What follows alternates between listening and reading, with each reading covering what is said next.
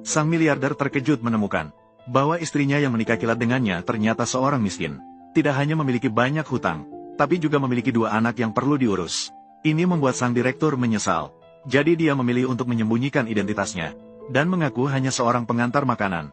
Dengan gaji hanya 3.000, dia berharap wanita itu akan menyerah dan bercerai dengannya. Namun wanita itu tidak keberatan dengan pendapatannya yang sedikit. Hanya saja, dengan pendapatan sedikit, dia akan memasak di rumah, mencuci pakaian dan sang direktur harus menjadi ibu rumah tangga di rumah. Dia tidak bisa melawan. Dia hanya bisa menerima situasi ini. Setelah wanita itu pergi, sang direktur memanggil asistennya. Aku akan kembali ke kantor dulu.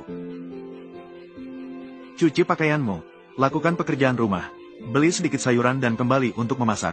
Sang direktur pergi ke kantor dengan mobil mewahnya. Namun begitu dia sampai di kantor, dia bertemu dengan wanita itu. Ternyata wanita itu adalah salah satu karyawannya. Dia ketakutan dan segera bersembunyi. Kembali ke kantor, CEO merasa berada dalam satu perusahaan dengan wanita. Akan mengungkapkan identitasnya. Maka memanggil Hari. Ingin memindahkan wanita tersebut. Juga sekaligus memahami situasi kerja wanita tersebut. Manajer memberitahu CEO. Kemampuan kerja wanita sangat menonjol. Sedang mengatur promosi. Dan gaji setelah promosi adalah 20.000. CEO mendengar.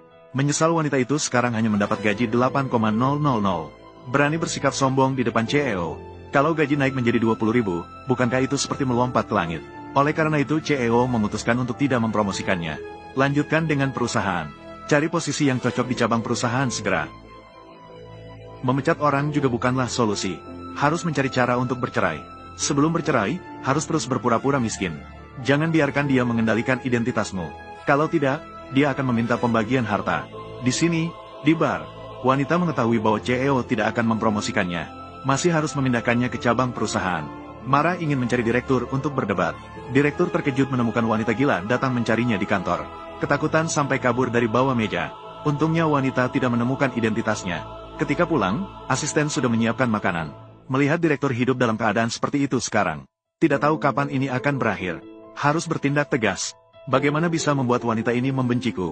Semakin miskin, semakin sulit mendapatkan istri yang baik. Mungkin wanita ini akan bercerai dengan saya lebih cepat.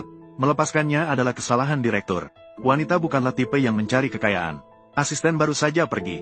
Wanita pulang dengan tubuh lelah. Melihat direktur menyiapkan meja makan penuh dengan masakan. Namun wanita tidak merasa senang. Malah marah besar pada pria. Hanya ada 2 orang di rumah kita.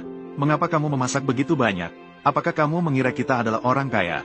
Kalau begitu, bagaimana menurutmu makanan ini harus dimasak? 1 hidangan sayur dan 1 sup. Cukup dengan 1 hidangan asin. Harus hemat dalam membeli makanan asin. Kita tidak boleh hidup mewah.